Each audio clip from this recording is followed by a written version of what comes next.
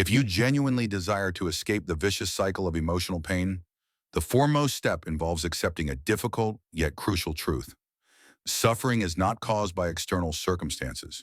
It arises internally due to your inner resistance to the present reality.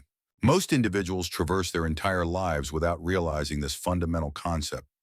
Consequently, they remain trapped in a persistent state of emotional anguish, failing to recognize their own role in perpetuating it from within. As Carl Jung articulated, what you resist persists. This isn't merely an elegant quotation. It represents a potent psychological and spiritual tenet capable of transforming your life. Contemplate this. When something unfavorable transpires, you experience natural emotions such as sadness, anger, and disappointment. This is perfectly acceptable. However, true suffering doesn't commence at the moment of the event, but when you initiate a struggle against reality, when thoughts like, this shouldn't have happened, I can't cope, or this is unfair arise, it is this internal no that converts pain into excruciating torment. The human mind is inherently designed to seek control.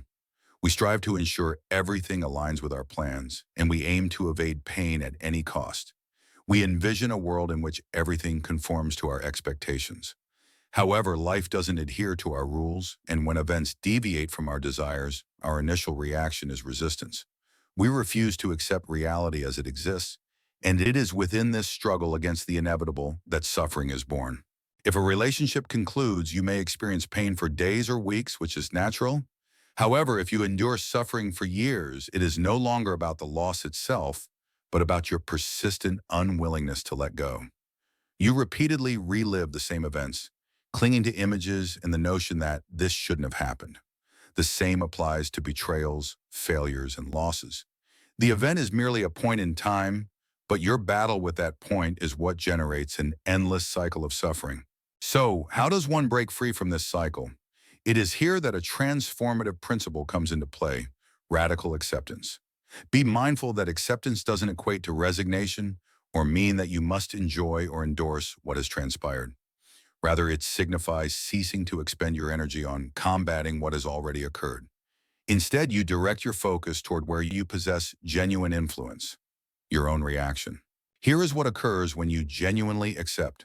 The burden begins to lighten, not because the pain instantly vanishes, but because you cease to add fuel to the fire. Picture a person who has been dismissed from their job. If they cling to anger, resentment, and a sense of injustice, they may stew in these emotions for years, blaming everyone around them. However, if they accept the fact that it has happened and ask themselves, what can I do about it? They reclaim their power, transforming pain into fuel for growth. Everything hinges on perception.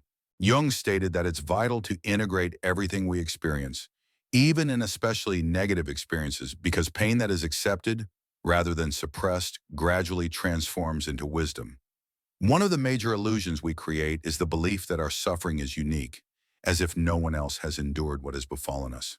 However, the truth is that pain is a universal experience. It affects everyone.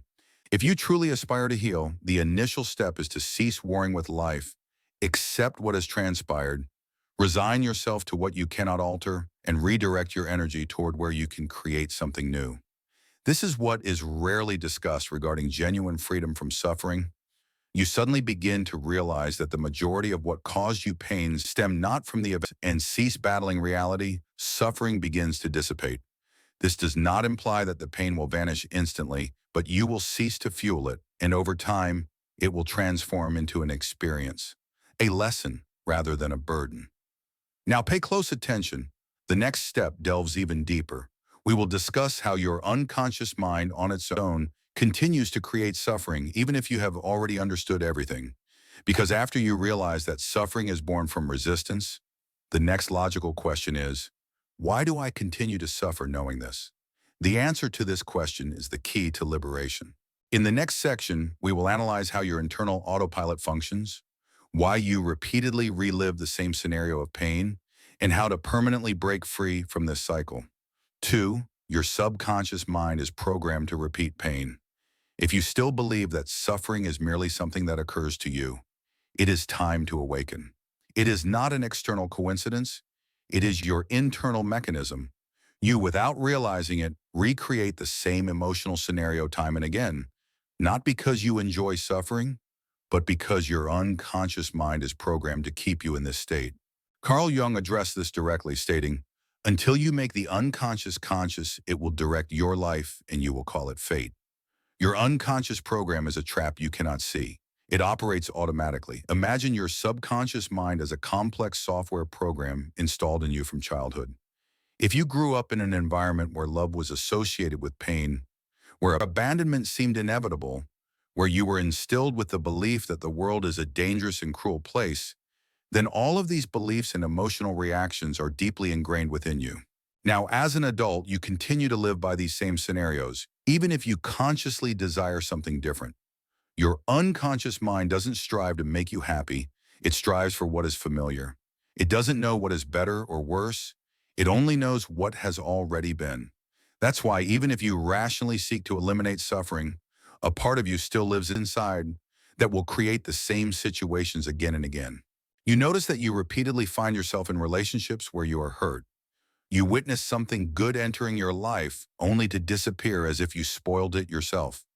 You catch yourself making the same mistakes repeatedly, even though you swore you wouldn't make them again. This isn't a coincidence. It is an unconscious program that you cannot see, but that governs your life. If you learned in childhood that love signifies pain or abandonment, then today, as an adult, you will unconsciously be drawn to people who evoke similar feelings in you. Not because you want to suffer, but because your psyche seeks confirmation of what is already familiar to it. If you experience rejection, if you were humiliated or ignored, then you may now unconsciously avoid new opportunities merely to not confront this again. You choose safety, even if it means living in constant pain and scarcity. Herein lies the bitterest truth. Until you make these mechanisms conscious, you will repeat them again and again. You will say to yourself, "This always happens to me. I always encounter these types of people. It's just fate." But it is not fate. It is you, or rather, what lives within you. Your internal world is projected outward, repeatedly causing you to experience the same feelings, create the same scenarios, and believe that you are simply a victim of circumstances. If you truly wish to break this cycle, you must begin with an honest inward look. Pose yourself a few simple but powerful questions. What feeling is most often repeated in my life? This might be fear, loneliness, guilt, shame, rejection. What types of relationships do I repeatedly find myself in? What stories do I tell myself about myself? What do I think about the world? What is keeping me in pain? Perhaps you are telling yourself that you are impossible to love, that everyone abandons you, that the world is dangerous, that if you trust, you will be betrayed. All of this is a belief, and as long as it remains unconscious, it governs your life like an autopilot that drives you not where you want to go, but where it is accustomed to. Herein lies the crucial understanding. Suffering doesn't originate from outside. It does not happen to you. It emanates from within. It is not the external world that creates your pain, but your internal program, which repeatedly attracts the same situations. However, as soon as you recognize this, the moment of genuine change begins. This doesn't imply that you will never again experience pain. It signifies that you will no longer be its hostage, because you now see how it is created. Recognizing it is the first step. It is an awakening. When you understand that suffering is not an inevitability, but a recurring scenario, you gain the power to alter it. You are not obligated to remain in the role of the victim. You are not obligated to believe that everything is always bad for you. You have a choice, but it begins only when you cease to act on autopilot and begin to see precisely what is destroying you. This is the way out. You cannot avoid pain. It is a part of human life. But you can cease to repeat it. You can learn to choose differently. You can stop sabotaging yourself, stop clinging to the past, and stop defending your suffering as a part of your identity. And then you will begin to see changes. You will attract different relationships because you will no longer need confirmation of old pain. You will begin to react differently to life because there is no longer the same program inside you. You will stop repeating and begin to live. But for this to happen, you need to go deeper. To who precisely is keeping you in suffering, even when you don't want to, and this someone is your ego. Your suffering is not a sentence, but you should know that no one will come to save you, no matter how much you suffer, no matter how much you complain, no matter how much you blame others. All of this will change nothing. No one will free you from pain except you. This is a harsh truth from which it is impossible to escape. The only one who can break the vicious circle is you yourself. To make this possible, you have to realize that you are not your pain. You are not your past experience. You are not that internal voice loop which claims that you will always be a victim. That voice that tells you that you are worthless, that the world is against you, that you are stuck forever in suffering, is not you. It's the ego. It's cunning. It masquerades as you, as your thoughts, as your truth. But in reality, it is merely an old protective structure that fears disappearing. Because as soon as you stop feeding your ego with pain, it begins to lose power over you. The ego wants you to remain small, weak, dependent. It feeds on your suffering. It needs you to return again and again to your pain, to past grievances, to injustice. It convinces you to hold on to these wounds, to repeat stories in which you are the victim, in which someone owes you something. But the more often you repeat it, the deeper this pain grows into your personality. You begin to identify yourself with your traumas, with grievances, with losses. You say, I am always betrayed. I am never loved. I am abandoned. And with each time you make it more and more real for yourself. This is exactly how the ego maintains its existence, through constant identification with pain. To destroy this, start by simply observing when old wounds surface in your head, when resentment appears, when a wave of pain rises in your body. Don't run away, don't hide, don't consider it to be you. Look at it as at a program that is repeated. Don't identify. Notice it, acknowledge it, but don't feed it. Every time you tell yourself an old story about how you were hurt, how you were treated, how you underachieved, you strengthen your old chains. Ask yourself honestly, does this story give me strength or does it make me weak again? If it weakens you, release it. Stop repeating it, not out of hatred for yourself, not out of will, but out of love, out of a desire to no longer live in this loop. And then you can act contrary to the ego. The ego wants you to react with anger, resentment, anxiety. It wants you to defend yourself, to become hardened. But if you choose calmness, if you choose awareness, if you choose to let go, you thereby deprive the ego of soil. This does not happen in one day, but every time you refuse to act according to the old scenario, you become freer, and at some point you will see the ego no longer controls you.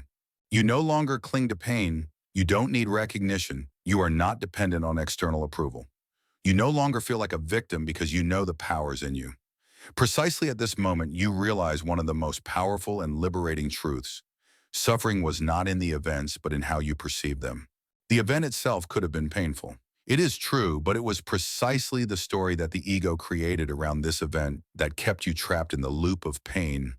But suffering is a choice. Now you are ready to see. It goes away when you allow yourself to feel it genuinely, deeply, consciously.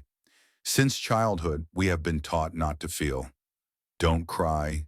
Don't be angry. Don't be afraid. We were told to be strong, to pretend that everything is fine, even when everything was falling apart inside. And now we are adults, but we still run away from our feelings. We hide pain behind work, behind the phone, behind relationships, behind habits. We suppress, deny, displace, but pain remains. It grows in the depths until it starts to control everything. The paradox is that the stronger you resist pain, the more it grows. It becomes tension in the body, anxiety in the mind, emptiness that cannot be filled with anything. You distract yourself, hide, blame, but all this only increases the internal storm. As long as you think that pain is the enemy, you remain in eternal struggle, and when you fight with yourself, there can be no victory. What you resist persists. The way out is to stop resisting.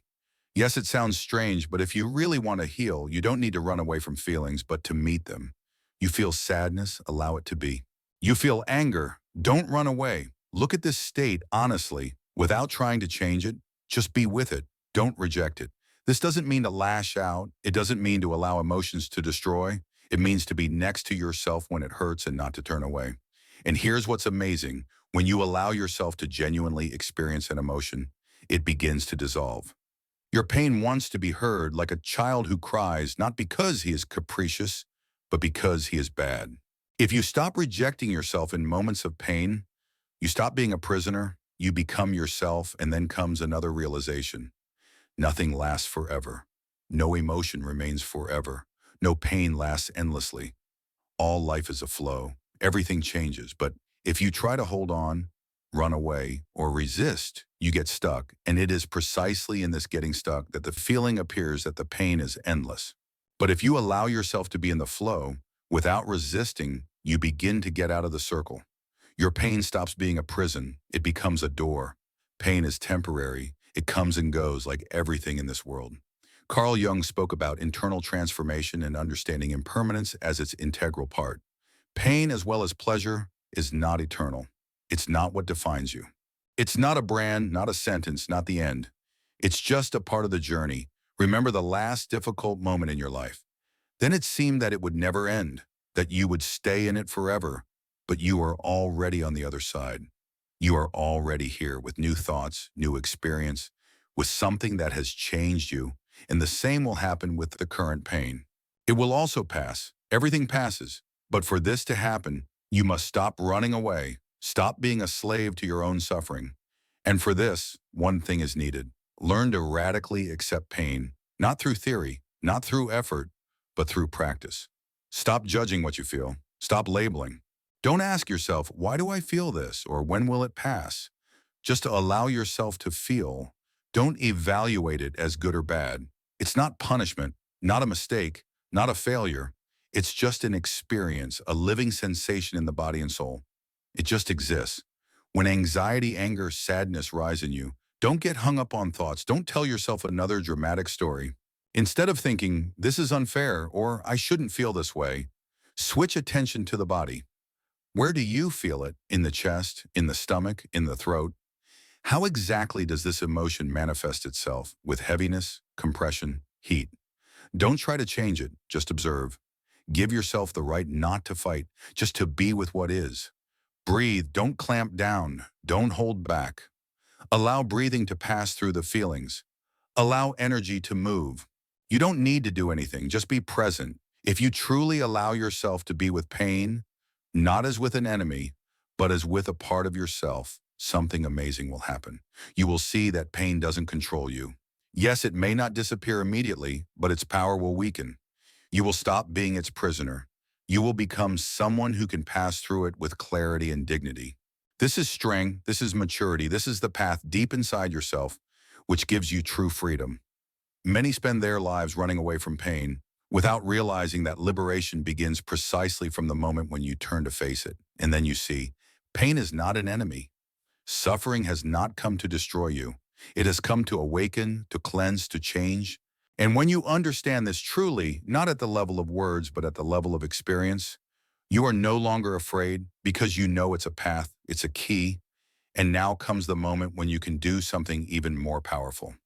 Not just to accept pain, but turn it into strength.